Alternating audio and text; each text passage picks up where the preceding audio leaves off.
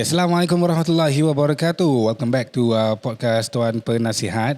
As you see, today I'm conversing in English. It's a little bit different because our guest, I wouldn't say he's English speaking. He's also Melayu juga lah. But as requested by our sponsor, Nusantara Books, Ustaz Mastuki requested for the English podcast for this, to be spoken in English for this. Okay, so anyway, okay, we are very grateful today to have a guest from.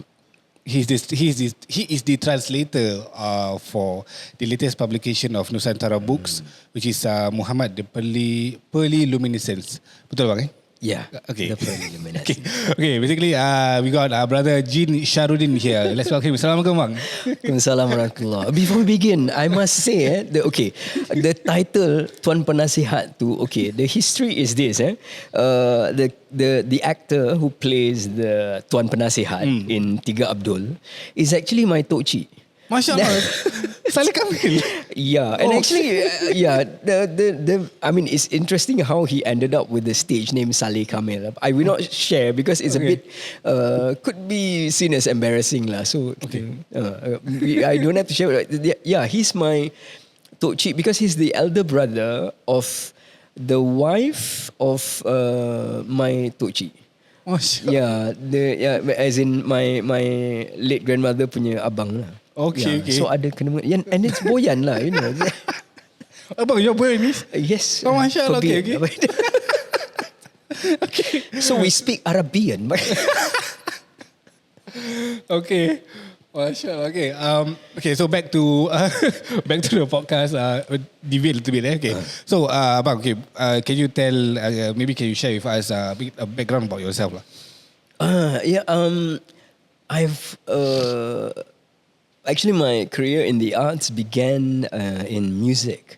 I was first with the Singapore Youth Orchestra. That wasn't really professional, but from there, that gave me the formal training where I eventually got the ABRSM grade 8 for theory and practical. And so yes, I'm a qualified musician. And then in the army, I joined the music and drama company. And then that got me interested in musical theatre because I saw that as a combination, where the different elements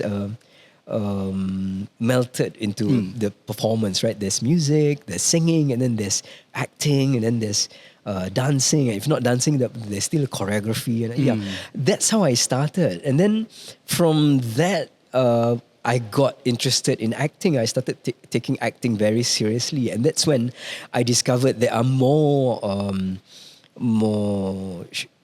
perhaps we can call it more serious aspects of theatre where it's not even drama, it's more like problem solving, more like looking into issues, and that got me interested in directing different styles of plays and performances. And then from the directing, I eventually got into writing my own scripts to direct. And it was from there. And from the beginning, I was always thinking bilingually because here I was a Malay. I started in a classical orchestra, and then I joined a pop band, essentially, right? I mean, the Singapore Armed Forces Music and Drama Company show band is a pop band, yeah. And then from there, from classical music and then to pop music, and then I got into musical theatre and then more serious plays. And so, but all the while, I was doing it in English, but here I was a Malay, but just waiting for when I can say Arapa. Arapa. That's over, right? Yes. Over. Dah berubah. I mean, that's sudah berubah. Oh, that's what it means. Oh, okay. Over. Yeah. Okay, so basically throughout your entire, I would say most of the time you are in the arts. Yes, the entire time was in the arts. But see, here's the thing, right? My I guess you can call it the more academic side of me. That started from very early on, from when I was in primary school already, because my late grandfather, he was an engineer with the RAF. quite decorated lah. RAF is Royal Air Force. Mashallah, okay. Yeah, and he was an engineer with them, but a ground engineer, as in he worked on the literally the engines of I guess the planes and all that. And so he was, I mean, for any time, right? He was an educated person, and that's not common like among us Malays, right? Okay. To be an engineer, and what more, working with the Royal Air Force. It's like that means you're quite recognized, right? I mean, your abilities. So from there, he already instilled, this strict sense of. I remember still his words where he says like, kalau cakap Melayu macam orang Melayu.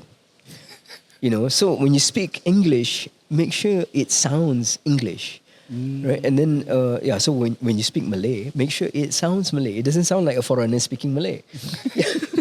So cakap Melayu macam Melayu. Tu baku-baku semua tak pakai. Baku bukan? Baku is not No, baku is imposed. Yeah, it's not Melayu. It's actually imposed. Yeah, the nobody actually in Nusantara speaks using baku pronunciation. It's an imposed pronunciation.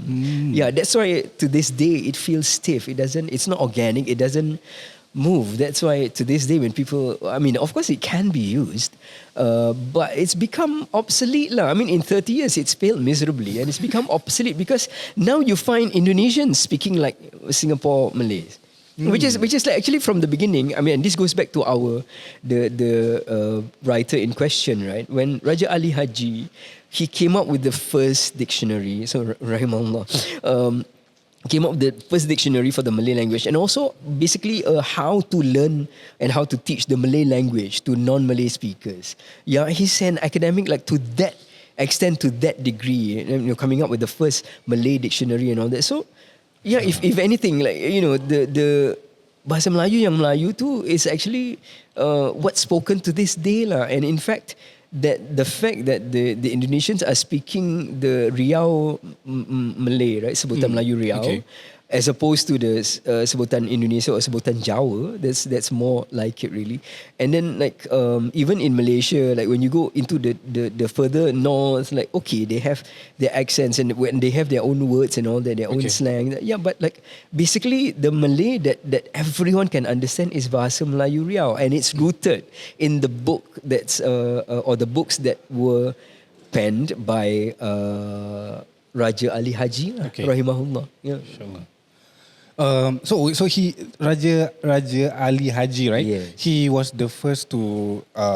He's like the father of the Malay language, lah. He was the one who started the dictionary, you were saying? Yes, the Malay dictionary, and that became eventually became the national language of Indonesia. Mashallah. And the Riau Malays, who because of the Anglo-Dutch Treaty, right? They became Indonesians because of the Anglo-Dutch Treaty. But basically, you go to Tanjung Pinang, they speak the same Malay as orang-orang Johor, and orang-orang Singapore. Right? It's the same Malay, right? Because basically we Tanjung are Pinang, okay. Yeah, we are one. Basically, it's just that because of the Anglo-Dutch Treaty, an imaginary line was drawn between the northern so-called Nusantara states and the southern one. The imaginary line cut Singapore from the other Riau Islands. Oh, okay. That's how we ended up thinking we are actually separate from the Indonesians, and then So we were from there.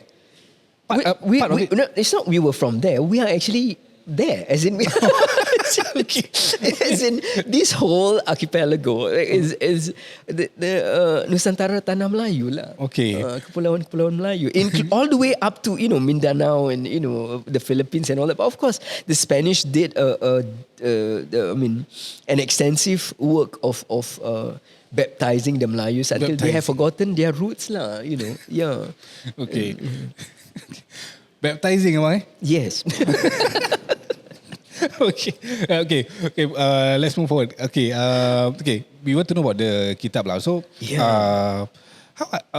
Just curious, how are you and Ustaz Mas Duki related, and how did it come about that Ustaz came to you to do the translation for Raja Ali Haji's Syair, which is the original Syair is called Sinar, Gemala, Mestika, Alam. Sinar, Gemala, Mestika. Yeah, from that I distilled and I played around with the words and then I ended up with the Pearly Luminescence. Luminescence is something that has its own natural light. That means, and it's like, the essential. There's the word essence in there, and there's the word to illuminate, right? So it produces its own light. And then pearly, because of that's the nature of the shine, right? As in, it looks like a pearl, even though it's actually a light that's glowing from itself. And then Ustaz Mazuki said, can we put in Rasulullah Sallallahu Alaihi Wasallam's name in there? And I was like, you just put it in the front, like, Muhammad, because the pearly luminescence describe Rasulullah Sallallahu Alaihi Wasallam. So initially there wasn't any Muhammad in front? No, initially no. I see, okay. And I got to know Ustaz Mazdiwiki because he's a freelance teacher, right? And in our mosque. He was a long time ago. Once upon a time, he was part of the establishment. He was with Masjid Al-Amin, and he has since grown a reputation as among our ustaz yang degil, because I am among our theatre people yang degil also. That's why it's like degil and degil come up, you get fireworks. So basically I attended his classes, the ones at Masjid Taqwa. Okay. Right? And then the ones there, he was reading, one of the books that he reads is from the Syama'il Muhammadiyah that talks about sifat-sifat Rasulullah, Rasulullah sifat, his natures, his physicalities, his physique, and things that we can draw from that, where, his very existence is miraculous. I mean, before we even talk about his behavior, and his words and the other things that he's come up with, we can consider all of that is like wahyu, as in it's touched by Allah, right? Touched by the hand of God. So from there, it's like I was already drawn by that, as in like, because Ustaz Maziki was covering all that, and the way he does it is, he's speaking in Malay, and it's a Malay that's very accessible. Accessible? Very accessible in the sense that very blues untuk rakyat. Very accessible. It's a song, right? Yes, it's a song. The lyrics by Ad Fazil, and then it features Nafantas and Ramli Sarip. Kelambu usang, that one. So basically, he makes it accessible to the pakcik-pakcik, right, at the masjid, but at the same time accessible to somebody like me, the rebellious person in me. Like when I listen to it, like I'm listening to it, I'm like, okay, this is real. This is, he's not censored, not abbreviated, when he says, okay, I need to explain it like this, and then like, he kind of prepares us, and then when he needs to use rather harsh words for, like, he prepares you, and to me it's like, okay, that's adab in Islam. Like, you don't want to censor yourself such that you change the meaning, but rather, you prepare the audience so that, okay, I'm going to use something like this, so prepare for it. And then, like, you don't get shocked, you don't get shunned, and then you can like digest it better that way. So that is from attending his classes.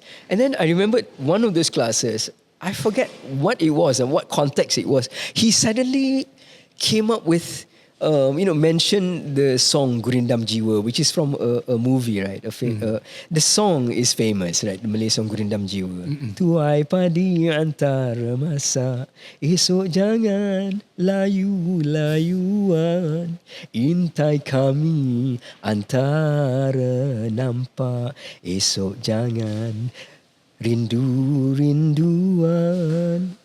So he basically said, and when we go through words like that, it's very poetic, right? And then he went straight to the title. He said, Gurindam Jiwa. And then he asked, jiwa apa yang digurindamkan? Jiwa apa yang digurindamkan? The title is Gurindam Jiwa. It's like a song for the soul, right? And then he asked the question, okay, what kind of soul needs to be sung to? Basically, and it got me thinking, it's like, wah, this ustaz ada seni. It's like he is street, but then at the same time he is art, and he's living it. Like, it's not someone who just preaches it, but he's living it. And so from there, I was moved to share with him one of my books, Syair to Singapore, which is based on 4 historical characters from pre-colonial Singapore, right? And So because they are pre-colonial, it's like you hardly find them in history books. The last one being a contemporary of Stamford Raffles, right? Hajah Fatimah Sulaiman is a contemporary because her home was built in like 1835. Like they started building, her home, and then the mosque is like right there where her home used to be. So like the mosque is like also dated to like 1845 or something like that. So like this contemporary of Stamford Raffles, William Farquhar, and like the British governors like that came to Singapore. But yeah, so what is not talked about is who is Hajah Fatimah Sulaiman, her background and all that. And then I also go into the current mosque, which is yes, the one where the current mosque stands, like where it's. I mean, to the tourists, it's known as the Leaning Tower of Singapore because the mosque was built on what used to be the beach. Like Beach Road is where the beach sands meet the sea. Actually, like so, beyond that, right? Nickel Highway and all that is actually reclaimed land. Oh, okay. Yeah, that's why disasters happened there when they dug up for MRT and all that. Yeah, so now it explains, right? Okay. Yeah, but then actually the first reclaimed land project in Singapore is Shenton Way. Okay. Right, our British governors decided to let's flatten this lands here, these isles, right, so that we can develop this area, and again, it's in the name of development, so this has been happening for like centuries already. The idea of developing Singapore, and it still carries on. So this is not something new, But of course, we need to embrace our history, and so this idea of when today we talk about being entrepreneurs and all that. I mean, in the 1830s, this Hajah Fatimah was already a millionaire who could afford to give her home up as land to build a mosque. That's how blessed, in terms of wealth, this entrepreneur is. Like she was blessed to have been married to royalty, and so some of it is from being involved with royalty, but then her first house was burnt down. That means she lost everything. But she still was able to donate her second home. And so to me, that's a clear sign that she built her wealth. So we already had entrepreneurial talent 200 years ago, in among the Malays. Yeah, and then that's why these histories, right? There's Hajah Fatimah, and then there's Raden Mas Ayu, and if you just think, where Makam Raden Mas Ayu is located, right? It's located right behind or next to Mount Faber, right? And then in Teluk Blanga, right? And Teluk Blanga is next to what? What's the land next to Teluk Blanga? The area, the housing estate next to Teluk Blanga? Bukit Merah. Bukit Merah. So who do you think Bukit Merah, that Merah comes from? Yeah, the term Merah, like my belief is that it has to do with the miraculous death of Raden Mas Ayu, who was stabbed to death on Teluk Blanga Hill, and then she bled, and her blood made the ground red.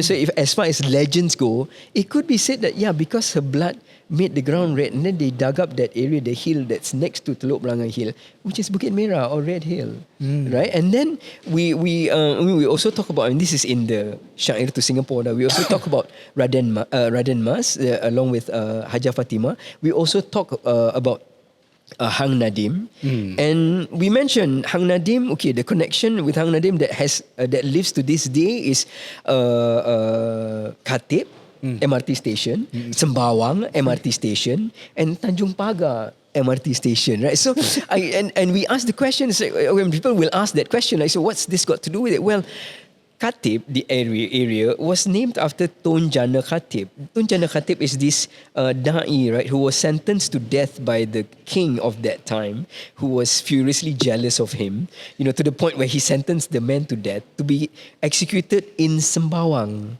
But then he escaped, right? He escaped all the way to Langkawi, where you can find a grave with the name there, Tunjana Khatib. I haven't seen it, so I can't confirm it. But then, that's the connection with Sembawang MRT station, and then Khatib MRT station, and then what's this Tanjung Pagar MRT station? Okay, what is Hang Nadim famous for? If I recall correctly, he's the ikan todak punya. Yes, so because the ikan todak serang, ikan todak langgar Singapura, right? So Singapura dilanggar todak. Then Nadim suruh bina apa? Bina wall of some Pagar lah. So Nadim suruh bina pagar untuk tahan ikan todak. Okay. Yeah, so sebab itu tempat tu, okay, that place was called Tanjung Pagar. Right? So it's because of that pagar that Hang Nadim gave the idea to build that pagar to stop the todak fish, right? But why the todak fish attack Singapore also is up for discussion and debate, because it did happen after the attempted execution of Tun Jana Khatib, but he then escaped, right? So he survived it, and then it's as if connected with that this todak came. So there are people, I mean, among the Malays now who saw that as this is a sign from Allah, right? You try to execute a holy man, and then nature responds, right? But also you can look at like the climate and look at it, look at the flora and fauna and look at how like the tides and the change in the tides and all that affected the migration of the ikan todak, that it came, so many of them came ashore to Singapore. So there's other explanations of this, but basically what I'm getting at is these historical places have to do with these historical legends and the characters, right? Hajah Fatimah Sulaiman, Raden Mas Ayu, and then Hang Nadim. Interestingly, one of our academics from NTU actually mentions that actually that name is not recorded academically, right? So that could have come about from legend. Yeah, and then right at the top of everything is the legend of how Sang Utama, our first Parameswara, our first like king, gave Temasek the name Singapura or Singapura. Pura Cendana, so it's Pura, the right pronunciation. Teringat cerita banyak lagu Piramli. No, but then you can't escape that. You see, because Allahyarham P. Ramlee is so embedded in the Malay psyche in terms of our culture that you can't escape that. And the way to handle it is to really breathe it, to really like embrace it, and okay, this is like, where can this help propel us forward into the future, like, rather than deny our past, embrace our past in order to move forward into the future, right? Yeah. Okay. Back to the Syair, right? So I gave him the book Syair to Singapore to read, and he was quite taken by it, alhamdulillah. And then well, time went by, I attended more classes, and I suppose he kind of like, Nusantara Books published a few books in between. Then he came up to me and then said, Gene, do you think you could maybe translate the work of Raja Ali Haji, who wrote this Syair Sinar Gemala Mestika Alam, perhaps translate it for an English readership. And so I was like, my initial reaction was Raja Ali Haji. And then I was like, Raja Haji, I knew of Raja Haji because he's a legend. I mean, for somebody like me who's like, it's warrior at heart lah. Dalam hati ada taman. No, it's like the artist, that inside the artist is the heart of a warrior lah. But like the pen is my sword, and so I use writing to fight. So the when he mentioned this, I remembered Raja Haji Fisabilillah. And as it turns out, Raja Haji Fisabilillah, who is known to have been martyred in Teluk Ketapang, right? Because he chased the Dutch fleet all the way to Teluk Ketapang in Melaka. And then he was martyred there. He chased them there from Pulau Penyengat, In Pulau Penyengat, like his strategy, this is orang Melayu lama, in the 1800s. Like, he came up with a strategy to play possum, to pretend like you're defeated, right? So he played possum, kept quiet, until the Dutch fleet thought that they had defeated the Malay forces, right? So on Pulau Penyengat, there is a fort that is called Benteng Bukit Kursi. The reason it's called Bukit Kursi is because when they were building that benteng on that bukit, he told them, we read Ayatul Kursi for protection, asking Allah for protection, right? So as you're building this fort, read Ayatul Kursi. So in the end, it was given the name Benteng Bukit Kursi. Of course, it was a bukit lah, a hill, right, with a flat top. right? So they built this benteng, and again, right, he used the Quran in that instance, right? And then in order to protect the fort, he followed the example of Rasulullah sallallahu alaihi wasallam, who in Perang Handak he built the trenches, right? So Raja Haji Fisabilillah told the army to build a trench around Benteng Bukit Kursi, you know, to be a kill box, so that if the enemies reach the bukit, they would then have to contend with the what do you call that? The kill box, because I can't get this word away. It's called a kill box because the enemy would get entrenched in the trench, right? And then they cannot escape. It becomes easy for you to kill the enemy. Kill box. Yeah, okay. that's why it's called a kill box. Okay.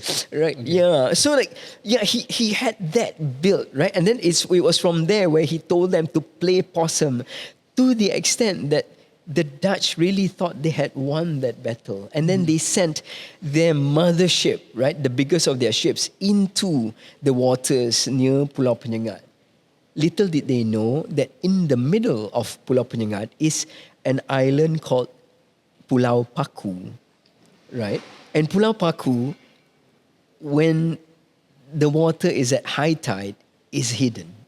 So you don't know that there's an island there. And it's only at low tide that you see that, oh, there's a land there, that you shouldn't go through there. And you imagine they sent their biggest ship, which is of course sinks the deepest into the waters, right? So when the tide went low, this mothership was stranded on Pulau Paku. And then of course, bila dah tersadai kat situ, apa lagi? Serang lah. Dah pangkal, tak payah pangkal lagi. Serang. Macam ni macam tu. Yeah, so like the Malays like attack them, and the impact was so great that the rest of the fleet basically just ran off. And the Malay forces chased them all the way to Malacca, and Raja Haji Fisabilillah wanted to finish them off because, again, and his fear was right, as in, if we don't finish them off, they will get reinforcements and return.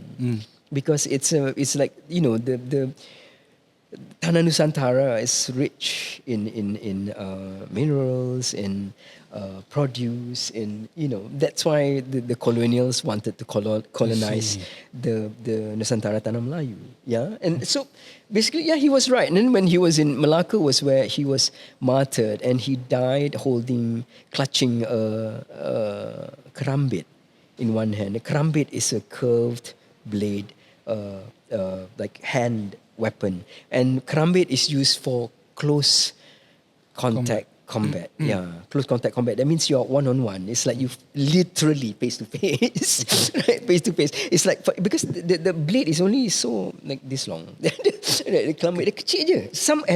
If you just watch John Wick Part 3. John Wick, okay? Yeah. Part 3, John Wick jumpa before he says selamat malam in the end of the scene, something like that. They said selamat malam or something, or selamat tinggal. Anyway, 2 Indonesian fighters, right? They use the kerambit in that scene. So if you want to know what a kerambit looks like, it's that. And that to me is like, is the idea of the close hand-to-hand combat lah. And in the other hand, he was clutching a Dalailul Khairat. Yeah, so we have in Raja Haji Fisabilillah a warrior who was, in all sense of the word, a warrior, because he was doing the fighting with his troops. He was not just giving them orders, yeah. And then at the same time, by his side when he died was, if you have. We are familiar with the names of Allah. In Dalailul Khairat are the names of Rasulullah sallallahu alaihi wasallam. Yeah, that the author spent 15 years to work on. So this is another literary masterpiece that we should be familiar with, that we should recite regularly, daily, weekly, monthly. Dalailul Khairat, and that's like, to me it's like, oh wow. That's the grandfather, and now you're talking about the grandson, Raja Ali Haji. And I was like, okay, I need to read up. And from reading up on him, and of course today, we don't need to even go to the library. You can do your own desktop research and just Google articles and, about Raja Ali Haji and about his works and all that. And then I realized here is, wow, a wealth of, he's a treasure trove of literary works, not just academic work like, the dictionary, Malay dictionary from the grandfather of the Malay language, right? And he also wrote books that were religious in nature. And then at the same time, he was someone who was inclined academically and inclined religiously, but also inclined artistically. And this is where, I was like, wow, he wrote Gurindam 12. And Gurindam 12 is basically if you want to me, a rough title change is, it's the Adab Islam. As in, you want to be a mukhlisin, one who is refined as a Muslim. For the Malay, read Gurindam 12. And he wrote this 2 centuries ago, and it's still practiced to this day on Pulau Penyengat where he is buried, right? I mean, the youth there know it by heart, and the mothers there sing it to their children. And it's like, later, inshallah, I shall demonstrate one of the melodies, and I will demonstrate it using the translation. So that got me okay, this is the kind of person when I was given this task, it was like, I grew up in 70s Singapore. In 70s Singapore still had kampung. Okay. And when we are in the kampung, it's like our playground is the backyard of the kampung. It's like kita tinggal sebelah hutan. So meaning that the jungle was our backyard. So whenever, when we go out playing, it's like the phrase in Malay is tak ingat dunia, right? When we play, it's like, you get lost. This is the kind of life where if you wanted chicken, right, basically you can't have chicken for the day you wanted it, because you would need to catch the chicken, and then someone would need to slaughter the chicken, and then the feathers would need to be plucked, and then it would need to be slaughtered and then cooked. So that would require at least 1 day. Okay. This is where you grow your own chickens to eat. And so when you wanted mango, you would climb up a tree and pluck it. You wanted rambutans, you go to the neighbors and say, Cik, ambil rambutannya boleh? And literally, and then there were longans, there were rambutans, ubi cabut sendiri. And that means you pulled it out of the soil with your hands, because you grew it, in your backyard, which was the jungle. Okay. Yeah, and it's like, this was the life I led. Okay. In that situation, and I remember this phrase, right? Bila mak panggil, mesti balik. Betul. Bila mak panggil balik, mesti balik. Pasal, kalau tak balik, okay, I'm speaking Malay, the later I'll translate. Because kalau tak balik, itu rotan menunggu. Okay, that's to say, when your mother beckons, you go home. Okay. Because if you don't, rest assured, when you reach home, your bum will be welcomed with the rotan. Okay. That's what's waiting. So when Ustaz Mazduki said, would you look at this work and see if you can translate it for an English readership? It was like mak panggil balik. It was all that experience of all the writing and all the theatre and all the music that I had studied. All the scripts, all the Shakespeare and all the Marlowe and that I had studied. And I was like, okay, this is the test. This is what, in my heart, it's like maybe this is what Allah was preparing me for. Okay. This was the work that would test how much have I mastered all these things that Allah brought my way. Okay. Right? And it was like that. And so I made this deal and I told him I'm going to take 2 months, 8 weeks basically, because in theatre terms we count our work schedule in weeks. Okay. Right? So I said, okay, I'm gonna dedicate 8 weeks to this work and I'm going to give it my utmost now. And then for 8 weeks, In the arts world of today, you would call it a residency.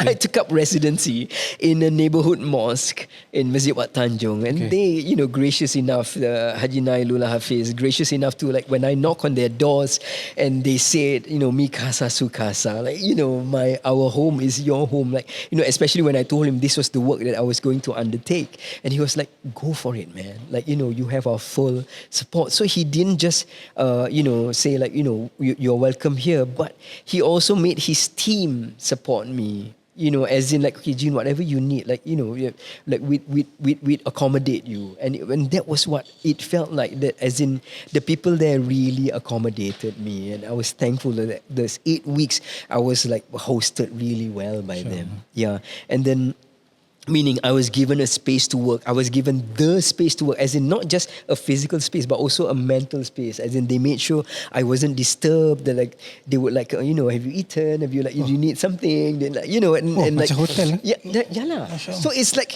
I mean, it's really like, when you're on a writer's residency, basically that's what you go for, as in, like, you completely focus on your work, and then everything else is taken care of. And this was the hospitality that Masjid Wat Tanjung extended to me, and I was like, subhanallah, it's like, and of course, when this is the kind of commitment that they give, and this is the kind of, like, the work that was presented by Ustaz Mazuki, and the kind of hospitality shown by a mosque in Singapore, and I'm like, I'm not going to betray this. I'm going to give it, like, like, as much. And so, like, I said, like, okay, I came up with the 8 weeks because I had done before, like, a work that was almost 100% in verse, like the first musical in Malay which I wrote, which is Siglap, Kisah Cinta Mat dan Mina. And for Siglap, I took a month off, right, which is like 4 weeks. And in a month, I was like, okay, at the end of the month, I was like, okay, I'm happy with this. I'm like, okay, it stands now. It can stand. And so from there, I was like, okay, I'm going to translate it. That means I'm not going to have to come up with the work, but I'm going to need to do the research. I'm going to need to go into the mindset of the people back then. And so, as in, the research did not just stop at looking at the language of the Syair and, like, the verses of the Syair, but it also was necessary to go back to, like, okay, who was the audience that this Syair was for? And so I needed to be privy to that, like, as in, know the context. And then from there, and this is how, like, I ended up with the writing that I wrote in the end, eventually, which is, you find in the Muhammad, the Pearly Luminescence, writing which is more typical of the 18th century, like, with archaic English words. Okay. And then, I also include, like, phrases like prima donna. It's not an English phrase. En par excellence. It's not an English phrase. Like, like, I put in these words, and, like, to know that these are the influences that we Malays embrace. That, we are not, now, I mean, certainly our millennials are not afraid to say that, we have, I mean, these are reflections of the kind of colonialism that we've been under. Like, what I mean? So we are not afraid to admit, like, this is from here. And, like, like, Kuih Tat Hari Raya is Portuguese influence. Like, we know that, we embrace that. Oh, you didn't know? Yeah. Okay. And then, like just now, right, when I said, talk about, like, Allahyarham P. Ramlee, it's like, we embrace that. Like, we're not afraid of that. Like, where he put in elements of, like, Nyaging Song, Mata Kaji, Semargi, saying, it's actually, I was told it's actually Javanese for where I need to go to the washroom. Oh, okay. Yeah. And so, like, he's using the washroom. So, and to me, it's like, the reason magic happens in the arts is because we embrace all these influences. Okay. Like, so the arts is like, where it's like a melting pot of all these things. But now, it being about Rasulullah SAW, a key element must be present, which is adab. Adab, Islamic adab, right? Adab, orang-orang Islam. And then in this case, adab orang-orang Melayu Islam. So it's not to say to be a Malay supremacist. No, but rather to be more idiosyncratic. like be more specific. What was it that the Malays did that not so present in other cultures, right? Like okay, that's why the Syair. I stuck with that as in, and the Syair that I've that stayed with me from my childhood days until now is the melody of the Selendang Delima. It is said that the melody today, what has survived is up to 11 Syair melodies 11 that we have. different. Yeah, and at least 7 that are like recorded and that people remember, and it's 7 distinct melodies. But the one that to me has stayed with me is the Selendang Delima. Okay. Yeah, and if we watch like in the movie Panca Delima, P. Ramlee was featured singing the Syair Panca Delima, and he sang it with the irama Selendang Delima, right? Okay. It's where da da da da da da da da da da da da da da da da da da da. Da, da, da, da, da, da, da, da, da. This is the melody that has stayed with me, and so I used it as the guide to keep it on track with Syair, Sinar, Gemala, Mestika, Alam, as in the Melayu. That means I wanted this to give the Malay flavor. So when I wrote it in English, I kept this melody in mind. And so when you look at the verses, there are 97 verses. All the verses rhyme, and the rhyming pattern is either same or similar. That means it's A, or B, or C. So it's all, the ends of the lines are all the same, and there are 4 lines per verse. And this happens 97 times except one. See, the magic. So these are 97 times. Yeah, except one. so again, these are the little things that I want to urge people to read it more closely. Yeah, and then not only that, like each line has 10 syllables. Okay. Right? So you imagine, like 10 syllables per line, and I stuck with that. 10 syllables meaning it could be 5 and 5. I mean, if you want to stress certain words, right? It could be, and still fit the melody. It could be 5 and 5. It could be 4 and 6. It could be 7 and 3. Okay. You know what I mean? If you know the melody, you could shift it. But a person not knowing the melody, and English readership might not be familiar with the Selendang Delima irama, right? So if they don't know, all they have is like the 10 syllables. And this happens, right? 10 syllables, right? 4 lines per verse for 97 verses, except one.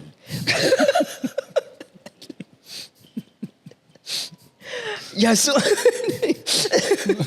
it's for you to find out, like, where? How come? Except one, like, where did this happen? Yeah, and then, okay, I told you just that I shared that I started with musicals. Okay. 10 years ago, I was in this musical, where it had an international cast. Right? It had the lead was played by an Australian actor, and so him being adventurous, like Mikey Hart, he said, "Jane, perchance, could you share with me how you would sing this in Malay?" Macam orang Australia gitu. So I said, okay, Mikey, first remove all the accents. That means read the sentences or the lyrics, like in this case, right? Because it's a musical. Read it without any accent. Right? And then he already like gave me this strange look. Kau gila ke apa? And like, apa kau merepek setan? So Mak Sali cakap gitu tau.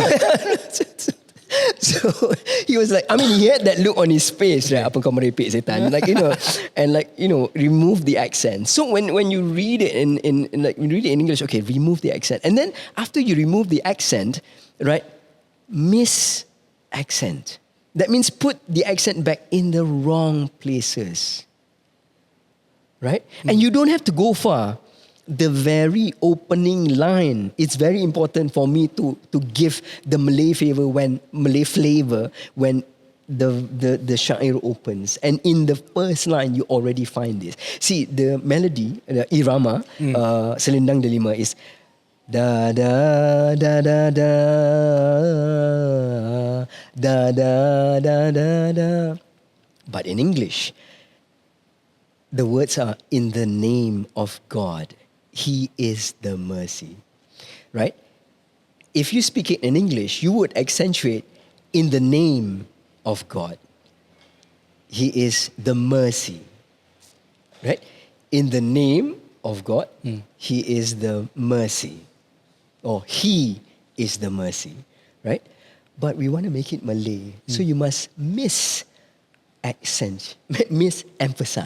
Yeah? In the name of God, He is the mercy. Understand? Yeah, see, so already if you read it with the Syair form, you find that the accent is in the wrong place as far as English is concerned. Okay. Right? But in Malay, it's like, yeah lah, that's how you sing it in Malay lah. Macam Melayu apa? Melayu macam itu lah. Okay. Lagi Boyan. Boyan is more sing-songy, you know. Arela malam.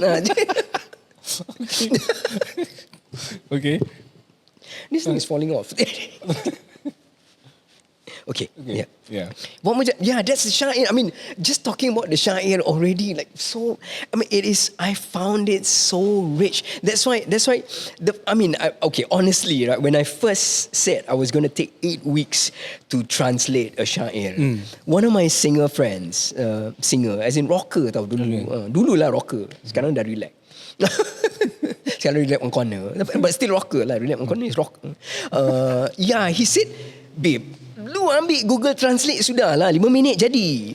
You know, like, which is true. Yeah, you can go through Google Translate because even I use that and why I used it is because of the convenience. I don't need to go to the library and pick up 5 big thesauruses or 5 big dictionaries. I just go to Google and just look at that one word and already Google has the 5 dictionaries there.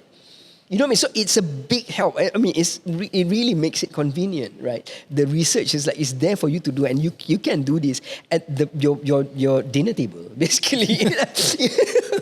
Yeah, meaning can do it at home. Like it's like that. We call it desktop research, right? Yeah. So by doing that, it can go that far, and that part of it, right? Just to what I call the Google Translate section of the translation work, right? Already took about 2.5 weeks, which is because I wanted that flavor. I wanted that Syair flavor. It's like the Malay, if you broke away, if you put more than 10 syllables, right? Okay. The Malay would know, this you must pull back and you must push forward. You must, because they know the melody. The melody is in us. Like we can adjust the words to suit the melody, but the English readership would not be privy to this. So we needed to be more strict. So because I wanted to be more strict, I took more time in getting the words to suit the meter. Right? So there are 10 syllables for each line, and then the line ends in rhyme for 4 lines for each verse. Yeah. Okay. Except one. Must say that. I keep saying that because it is to give people something extra to look for. See, especially like our young readers, right? They're like, did he do this? Did he make a mistake? And that happened. I mean, when I read the verses, there was one particular verse I thought. Remember I said just now about the research had to be also for the audienceship at that time, but also the research has to go into the Sirah of Rasulullah SAW, where you needed to know, the context of the story of Rasulullah SAW, the birth of Rasulullah SAW. So I had to go back and what is this verse referring to, and what is the context here? And so what I thought initially was a mistake, I realized that was put in. Raja Ali Haji had put that in, and I was like, wow. And I mean, Ustaz Mazdiuki, gave me so much. I feel so honored. This, where he gave me that respect of, Gene has already written it this way, therefore let's print it this way, the way he wrote it. That means if you think there was a mistake, then the mistake is still in there in the final print. But of course, just like if you went back to, Frank Zappa, right, produced the Captain Beaver album, Trout Mask Replica, where a reviewer said when he listened to it, he was like, "Man, this is so horrible. Like, how dare they put this on tape? On vinyl for that matter, right?" No, and so he threw it aside for 2 weeks, right? He threw it aside, and then after 2 weeks, he thought about it, and he thought, like, wait a minute, they saw fit to print that on vinyl, so they must have recorded it that way.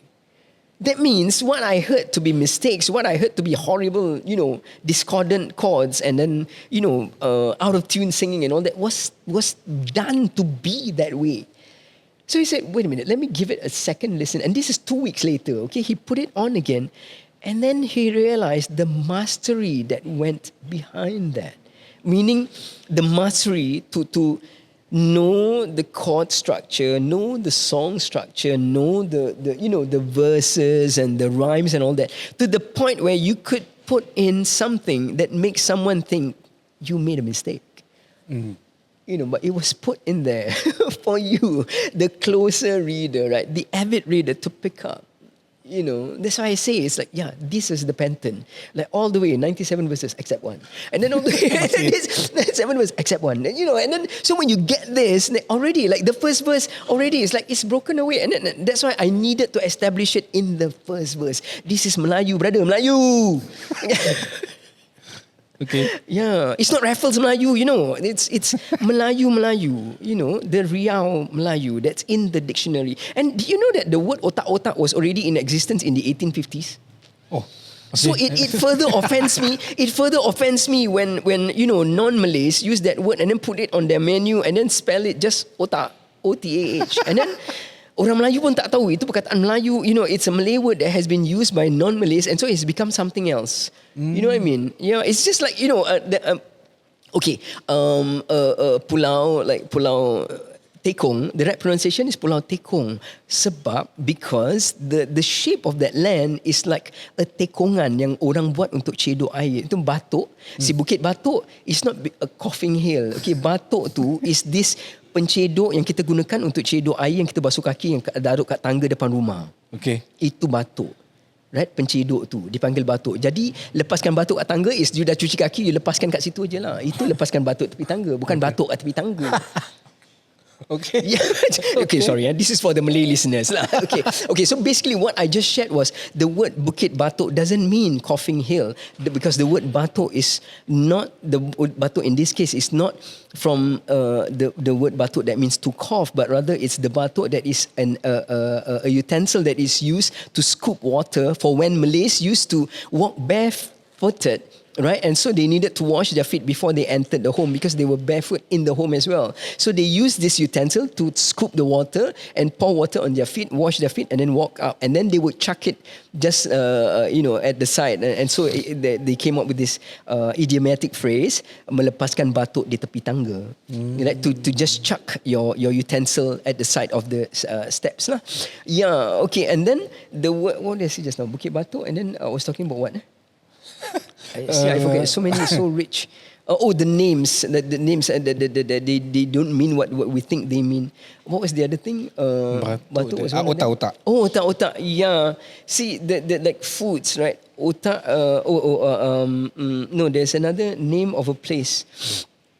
That's also like, no, well, inshallah, if it comes back to me, Allah, if it comes back to me, I'll share it. But basically that otak-otak is been used by non-Malays, and then it's been used in the singular form, right? And it's spelled O-T-A-H, but the perhaps O-T-H is the correct spelling, but the right pronunciation, colloquial pronunciation, is otak, and it's not one otak. It is actually otak-otak, because otak, the word otak, spelled O-T-A-K, is the brain that's in your skull.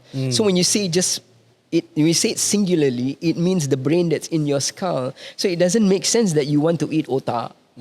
Right? You rather you want to eat otak-otak, which is this savory like cake, Malay cake, right? That is in the dictionary that Raja Ali Haji worked on in the 1850s.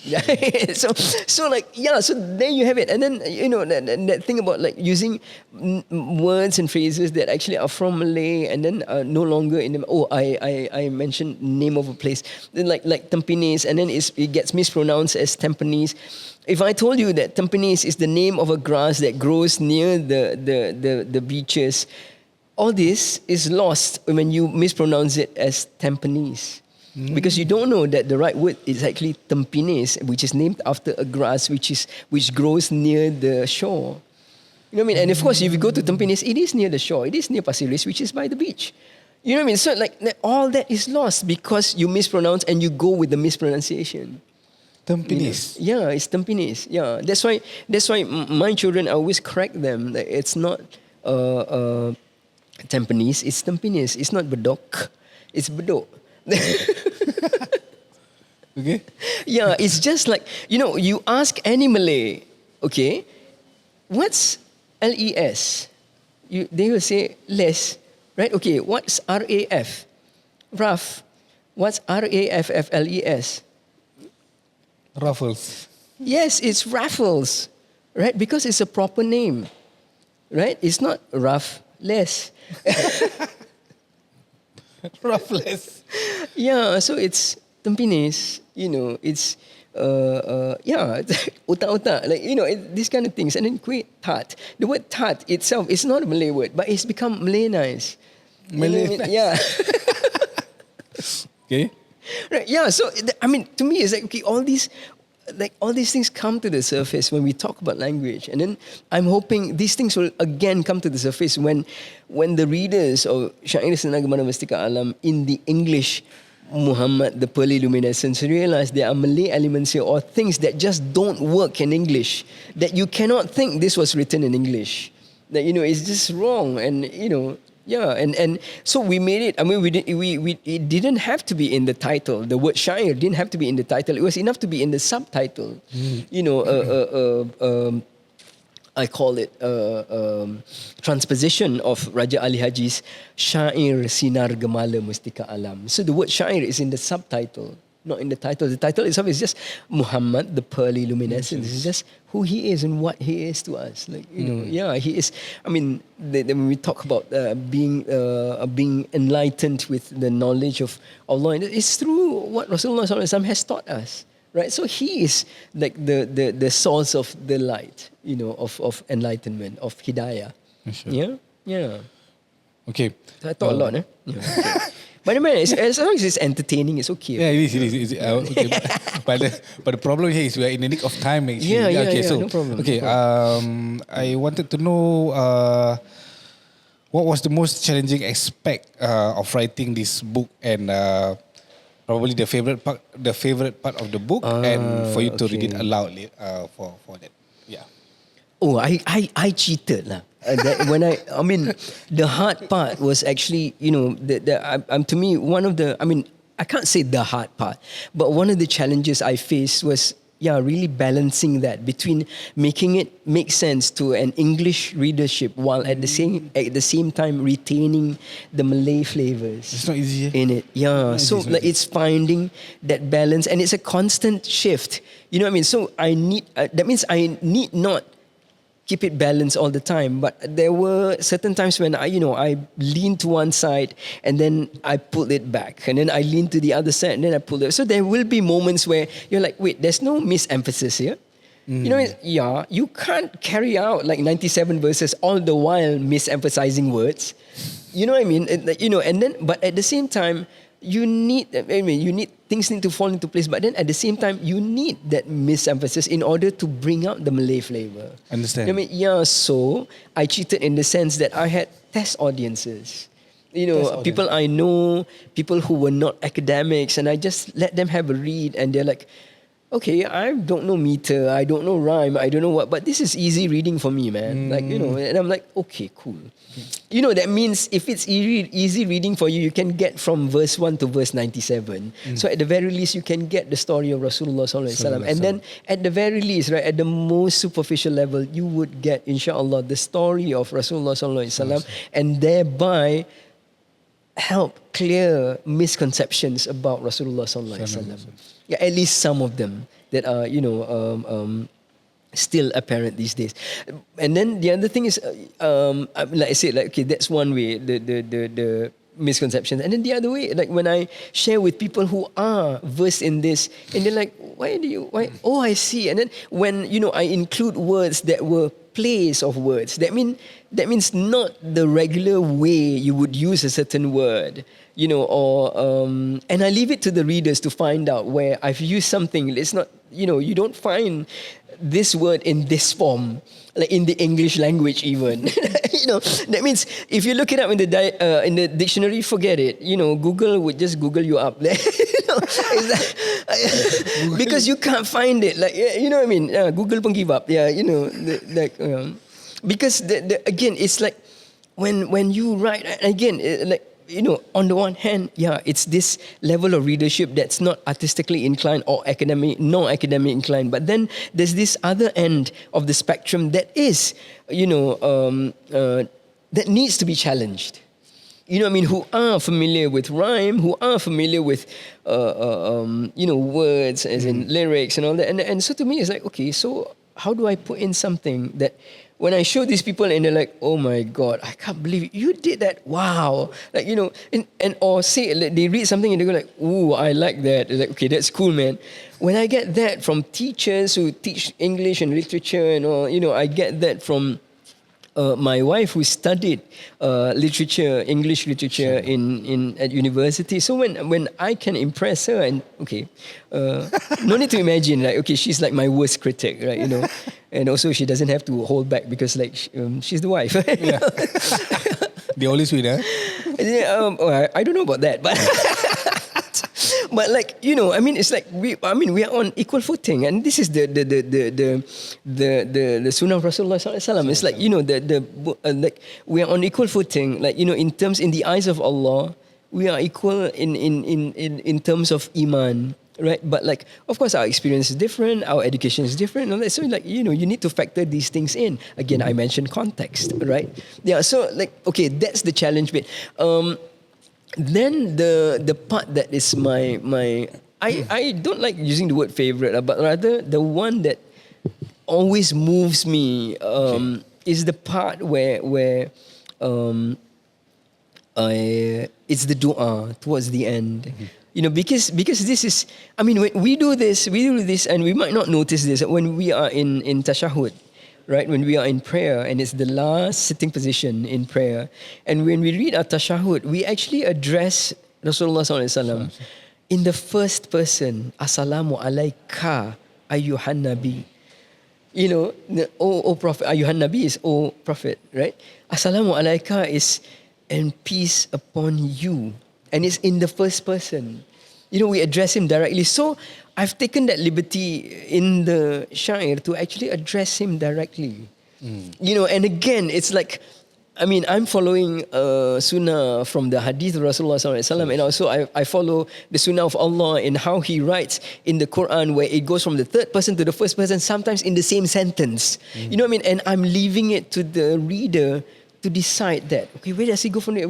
And again, it's all in the name of it being biar sedap di mulut, the Malay phrase for it. I don't know the English term for it. Biar sedap di mulut. Let it be nice on the mouth.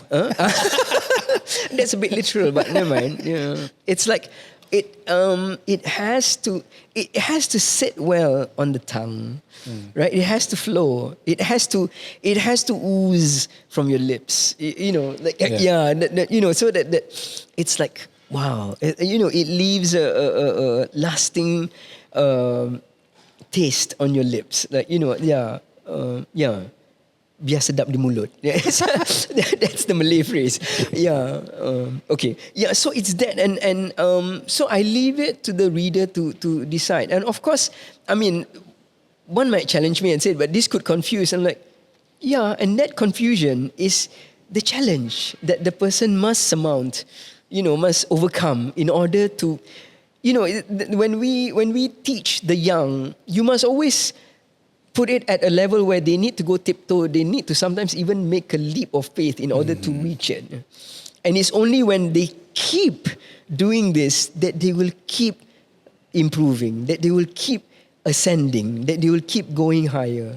And this is something that, again, I said, is Islamic adab in learning. We believe all knowledge is from Allah, and Allah knows this is how high we can reach. And therefore, I don't want to talk down to the readership. Like, it's for you to take and fly with. So I'm hoping you will the reader will then assimilate it into their own cultures and find African melodies and find, Hawaiian grooves and, whatever it How is. is it?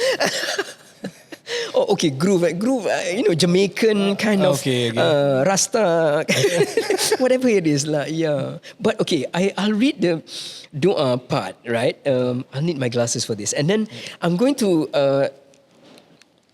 pay homage 2 times, right? With 2 irama, 2 melodies. One with the Selendang Delima, and then one with a melody that I discovered in the Gurindam 12, right? Okay, verse 77. From Revelations, the prophet laid bare the path of Islam, a religion fair. The Meccans protest, his king did forbear. Injuriously so, they curse and they swear. That verse alone already contains what I said in the last 45 minutes or so. Right? And then here's something from which I learned from the Gurindam 12. Prophet Muhammad, the clatter ignored, heartily instruct to he took on board Hitler's ignorance, faith and belief toward, and hereafter most could scarcely afford. Yeah. Okay, now let's go to the dua. I go further down, okay? The dua is in the 90s. Hang on, huh?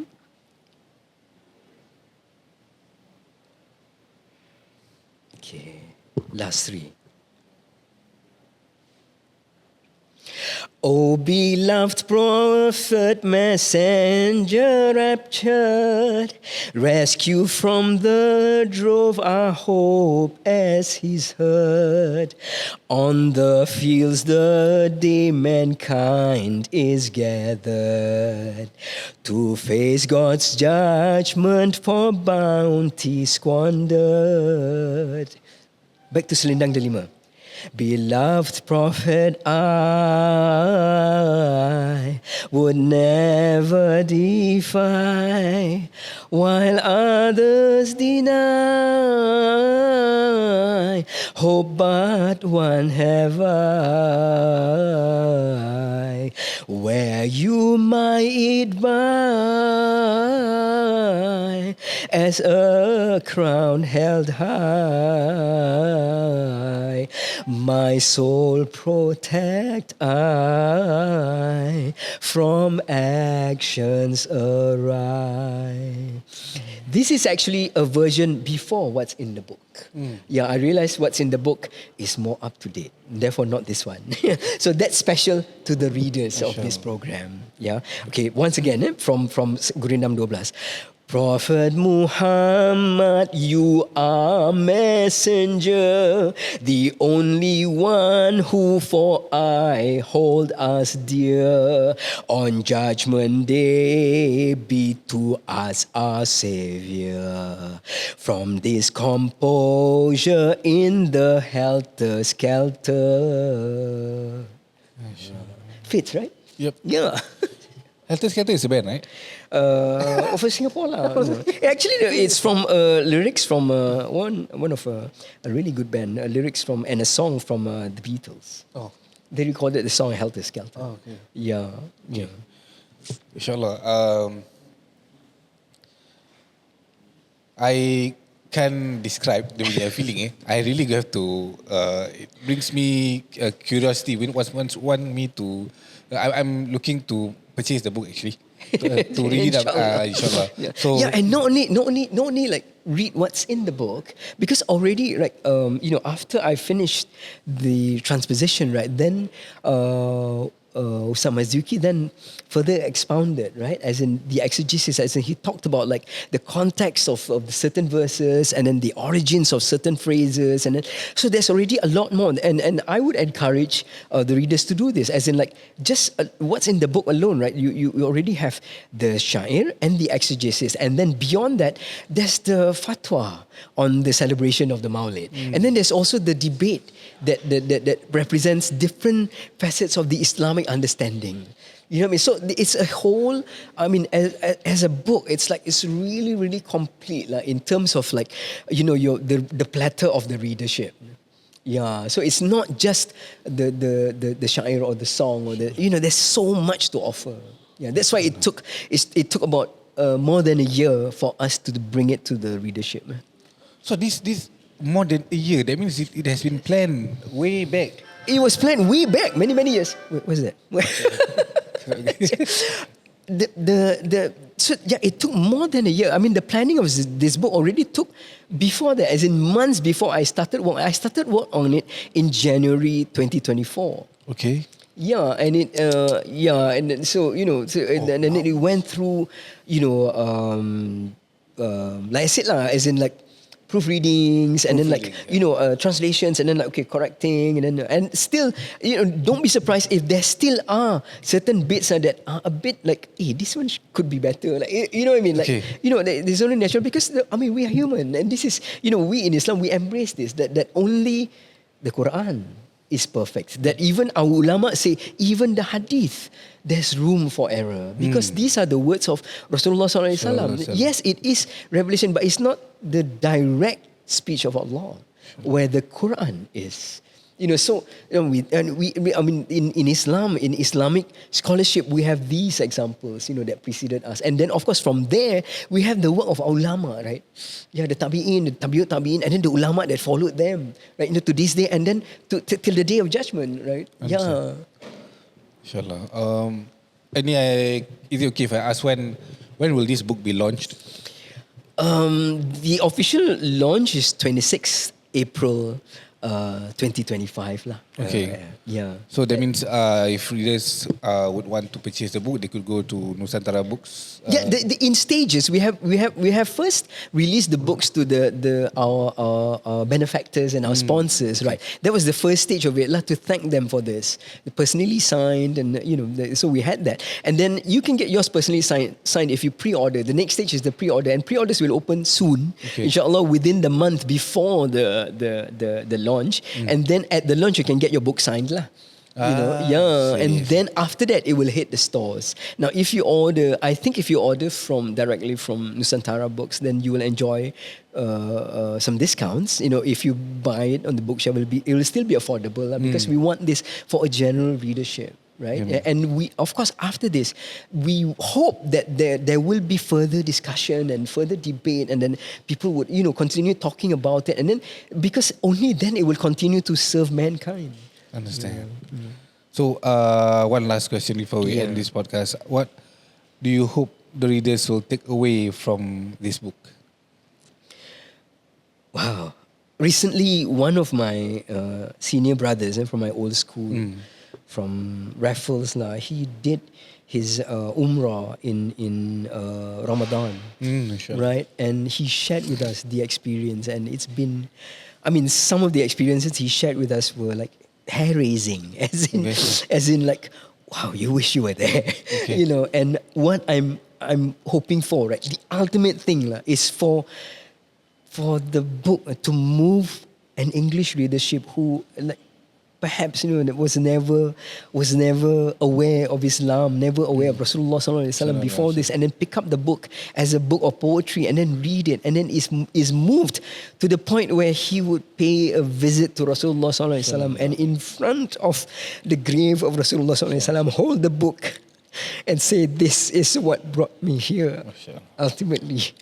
And if it can do that, it's like, well, that would be the ultimate. They would like, Subhanallah. It's like, you know, and that's why we hope that this will be a small contribution to touch the hem of the garment of Allahyarham Raja Ali Haji Rahimahullah, this grandson of Raja Haji Fisabilillah.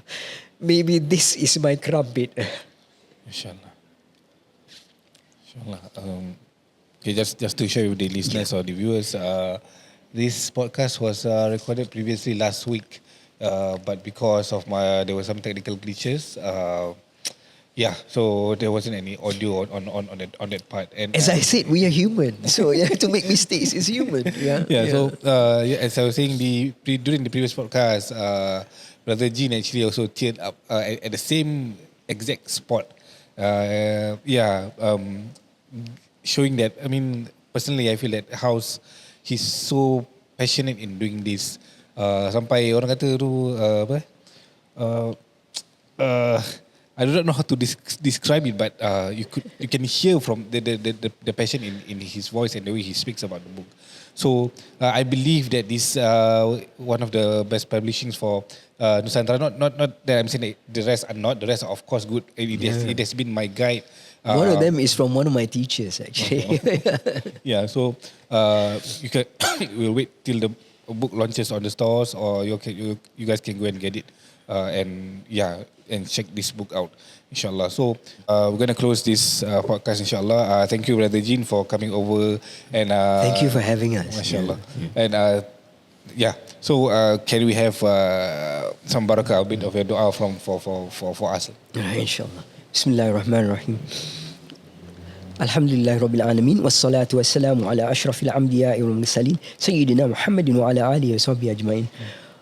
ربنا آتنا في الدنيا حسنة وفي الآخرة حسنة وقنا عذاب النار اللهم اغفر للمسلمين والمسلمات والمؤمنين والمؤمنات الأحياء منهم والأموات ربنا لا تزغ قلوبنا بعد إذ هديتنا وهب لنا من لدنك رحمة إنك أنت الوهاب ربنا آتنا في الدنيا حسنة وفي الآخرة حسنة وقنا عذاب النار وصلى الله على سيدنا محمد وعلى آله وصحبه أجمعين سبحان ربك رب العزة عما يصفون وسلام على المرسلين والحمد لله Rabbil Alamin. Taqabbalallahu minna wa minkum. Okay, with that we end the podcast with Assalamualaikum warahmatullahi wabarakatuh.